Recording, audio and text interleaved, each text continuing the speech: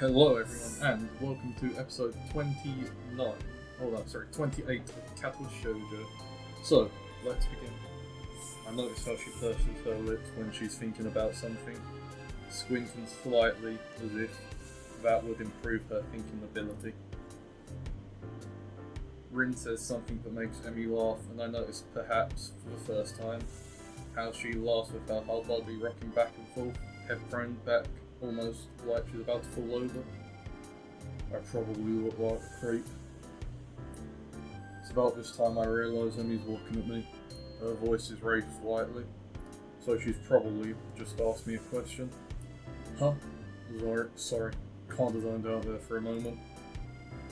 Emmy rolls her eyes with a slight quirk of the eyebrow. While a slight quirk of the eyebrow is the only sign that Rin's even paying attention. I said, did you get a career survey in your class too? You know, one of those that, what do you want to do after high school things? I don't think so. Maybe we'll get on tomorrow. What are you going to put down? That's a really good question, you know. Guess I always figured it out. Figured I'd go to college after high school, but I've got no idea what I'd do once I get there. Mate, that's why you've got to think about it early, geezer. Get it sorted on track first, and then don't just pick stuff at random and then go uni that way. Well, because it could not work out. I mean, I know in some places it's different, but yeah. And with the art attack and all, I'd really be concentrating on each day as it came rather than making a long-term plan. Yeah, true. Suppose I can safely start planning ahead again. I've always liked having at least a vague plan for the future, so it'd be nice to come up with one again. Of course, that don't change the fact that right now I've got absolutely no clue. I always kind of assumed I'll figure it out in college, or that I'll just become a salaryman. That's pretty popular. But do I really want to? It's a tough question. Guess I don't really want to do anything. You don't sound very excited about that one, do you? She laughs as she says this. I'm caught up in her laugh again. It's so girlish. I ain't giggly, like a, well, pardon the cliche, like a babbling brook. It bubbles out of her, starting in her belly and working its way up her throat. Can't help but laugh myself, it's infectious. Yeah, I guess I'm pretty unhappy with the salaryman idea. But to be honest, I ain't given it much thought of the future recently. I suppose that these days it's more concerned about living one day at a time. Let me consider this for a moment and grins. That's a pretty good idea, he said. I just wrote down pirate. I momentarily stunned, then I started laughing. Pirate. Which kind? I stopped myself and managed to gasp out a question. You're not actually serious, are you? Emmy looks mock offended. Well, I've got the legs for it already, so I just kind of figured. Trying not to laugh. Even Rin, it seems amused by this one. Good one, Rin. Best one. Just you right, I'll be the terror of the high seas. I'll show you all. I've even been working on my pirate voice. Shusha suddenly springs up and begins swaggering up and down the rooftop shouting orders.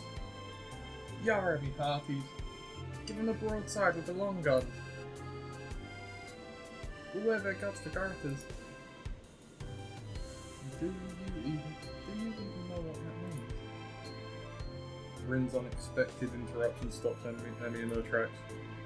Not really. It's all in the delivery. The ringing of the bell prevents her from demonstrating her point further.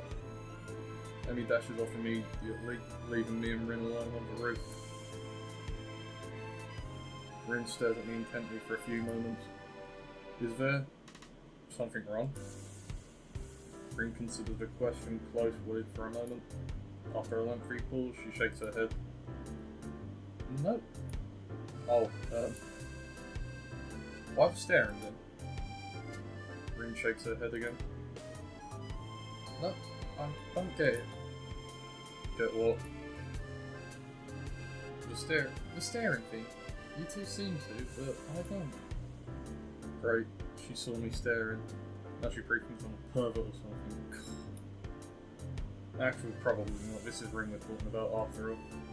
Still, I feel the need to defend myself. I weren't staring, I was just tired. Rin actually snorts at this, but she doesn't say anything. No, really. I was just distracted at all. Eager to end this conversation, I head back down to class. I'm greeted by the twin spectres of Shizune and Misha, looking like they mean business. Well, Shizune look like she means business anyway. Misha just like she's about to start laughing at any minute. Up on the roof again, Peas-chan? You know that's dangerous, don't you? That's right. The school cannot be held responsible for any injury that comes up from being up there, you know. You'll know. Furthermore, we could report you for breaking the rules. Misha leans in and whispers conspiratorially. But we won't, He-chan. You three are too cute together. She straightens up again, laughing at my sudden blush. Ha ha ha ha ha. Goddamn fucking painful. You're too easy to tease, He-chan. Hey, come on. I'm still new, sort of. Didn't mean to pick on a newcomer like this. No.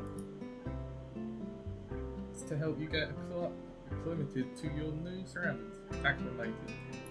Cool. Oh, hussy. Well, don't have to be so overzealous about it, do you? Yeah. Oh, that side, He-chan, we were looking for you this morning, but you weren't in your room. Of course I wasn't. I was out on my morning exercise while we were in class bright and early. Unlike you.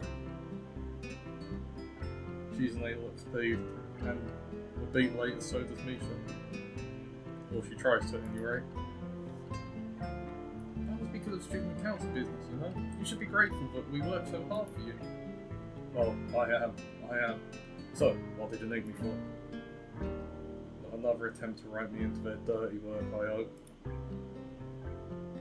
We had to give you something, but since you weren't around, we dropped it off in your room. Something? Like what? Oh, you'll find out when you get back, He-chan. Muto enters the room, and Muto entering the room ends our conversation. We all head to our seats. Suddenly after I settled down at my desk, and the teachers started talking about something or other that strikes me. What did Rin mean? No, what did Rin mean? You two seem to. Was Emmy staring at something too? For a brief moment I considered the possibility that Emmy was staring at me the way I was staring at her. Of course, that's ridiculous. Still, can't deny that I wouldn't mind if that were true. But it's best not to think of that, no need to get me hopes up. Come to think of it, when did I start having hopes in the first place?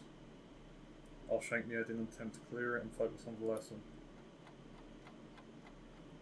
After class, I'll make my way to my room. Muto really piled on the homework today. Before I can open my doors, however, I'm suddenly intercepted by Kenji, who has just exploded out of his room in a flurry of papers. For now, I think this is where I'll end it for this episode. Thank you for watching, and goodbye.